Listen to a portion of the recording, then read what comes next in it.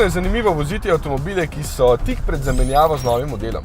Ok, pri X3 bo to šele naslednje leto, ampak vseeno je tale avto skoraj nespremenjen na trgu že od leta 2010.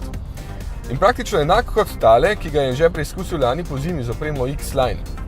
Nikaj, tudi poleti se kljub letom za razred vozila zelo dobro obnese. Mene sicer malo moti, da ni dovolj udoben, na slabih cestah kar pošteno trese, na dobrih se pa zato za SUV odlično obnese tudi v ovinkih. Vodljivost je dobra, občutek na volanu tudi, v bistvu je eden redkih, ki se kljub višini in odmaknjenosti od tal dobro pelje, čeprav se čuti, da tole že prazno tehta 1820 kg. Bi kdo mislil, da bo dvolitrski turbodizelski štirivaljnik prešibek, pa se bo seveda zmotil. Motor je zelo prožen, ker 400 Nm navora ima in moči je dovolj, 190 konjev, da ga v samo 8,1 sekunde požene do 100 km/h in gre največ 210. Če niste razvajeni z zvokom BMW-jevih šestvaljnikov, je tole povsem dovolj. Tudi poraba je zmerna s slabimi 8 litri, cena pa nikakor.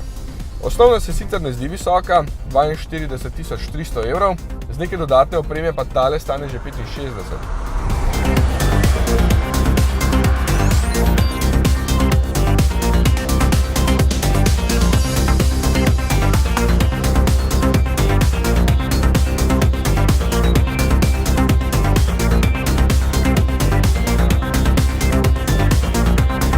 Mehansko X3 ne potrebuje prav nobene menjave. Armaturna plošča in merilniki res izgledajo že zastarelo, ampak z uporabniškega vidika jim prav nič ne manjka. Prostora je dovolj, jasno, če pa skoraj tako velik kot prvi X5 in pelje se dobro.